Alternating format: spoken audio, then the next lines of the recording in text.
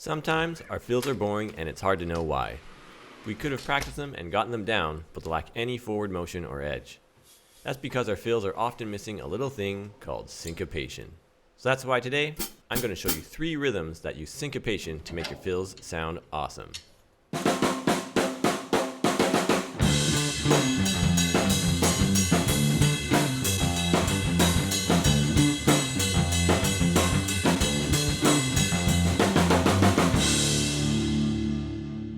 Hey, thanks for joining me. So that little snippet of music was from a song called Moby Dick by Led Zeppelin, and all I was doing was copying the John Bonham fill that he does at the beginning of the song. And that's exactly the kind of fill that we're going to be learning today. So next up, let's dive into the rhythms that we're going to be using by starting off on the snare drum. Let's check it out. So this first rhythm is just 16th notes. We're just warming up, and I'm using a right, left sticking, but eventually you can switch to a left, right sticking as well, so you can work on your left hand lead. And with all these rhythms, we'll give them a letter name so that we can keep track of them in the future. Next up, I'm just going to start omitting the and, so I'll stop playing that second note with the right hand, so I'm really just going left, right, left, left, right, left, left, right, left, left, right, left. Now I stop playing beats 1, 2, 3, and 4 with my right hand, so I'm just going E and A to E and A, E and A, E and A.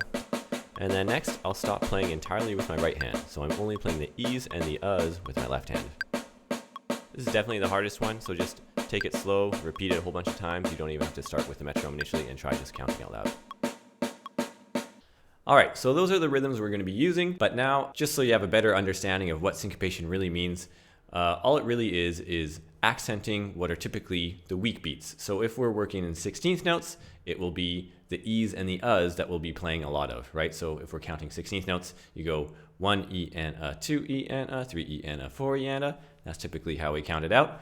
And the down beats would be 1, 2, 3, and 4. And then the next most important beats after that would be the ands. So 1 and 2 and 3 and 4 and even that is a bit syncopated. But if you want to make it really syncopated, then you put accents or you play the E's and the U's. So 1 E and A, 2 E and A, etc., etc. So if you start to use those kinds of rhythms in your fills, it's going to add a sort of spark and a bit of rhythmic tension to what you're playing, so your fills don't sound really flat. And now that you've got the hang of all those rhythms on the snare, we're going to just apply them to the drum set. So we'll work on orchestrating them and playing them in a whole bunch of different ways, so that soon we can start to improvise with them and work them into some other fills that we've learned in the past. I'm starting off with rhythm A, and I'm going clockwise around the drum set, and I'm sticking with the same sticking. So I'm going left, right, left all the time until I get really used to it. And then next, I'll change direction, so I'm going counterclockwise around the drum set. Just do this a whole bunch of times until you get really, really comfortable with the rhythm. And then eventually you can also change the stickings so that you're a bit more versatile. Now I start changing up the directions that I'm playing in, so I'm not just going in one direction around the kit. I'm, working in the hi-hat, thinking of whatever I can to change it up. I'm starting to play with dynamics a little bit. And then you want to eventually apply the same idea to all of the other rhythms that I showed you. So rhythm B and C, so you can just play it all around the drums in a whole bunch of different ways, and you're really comfortable with all of them. If you find rhythm C kind of tricky, it can help out to sometimes put the hi-hat or kick on the downbeats. That can help you kind of anchor your time a little bit. Okay, so by now you should be pretty comfortable with those 3 rhythms, and you should be able to improvise with them a little bit, orchestrate them, and kind of make them your own. And all that's left is to learn how to add them into a groove. So I'll be playing along with a loop here. I'll leave a link in the description below if you guys want to use that loop yourself. But even just playing along with a click, that's a great thing to do.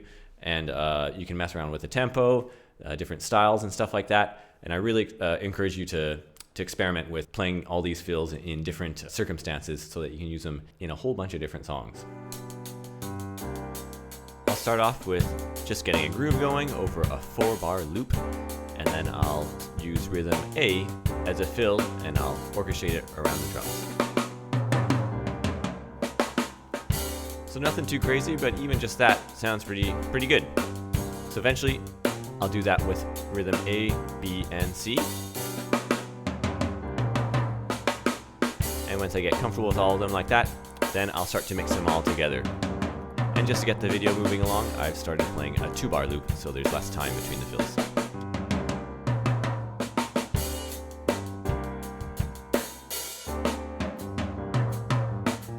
Alright, so next up I'm going to mix rhythm C and A together, and I'll just play them around the kit in a couple different ways.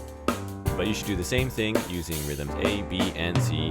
Figure out as many different ways that you can play them, and that will give you just loads more vocabulary in the future. Now where things really start to get interesting is when you mix these syncopated rhythms that we just learned with other rhythms that you've already learned in the past that are likely not syncopated. So if you need some ideas for rhythms like that, or you're not sure what I'm talking about, you can check out my clip where I already explained these kinds of fills. And yeah, so you want to mix those rhythms together with these syncopated fills, and that's where your rhythms will really start to pop.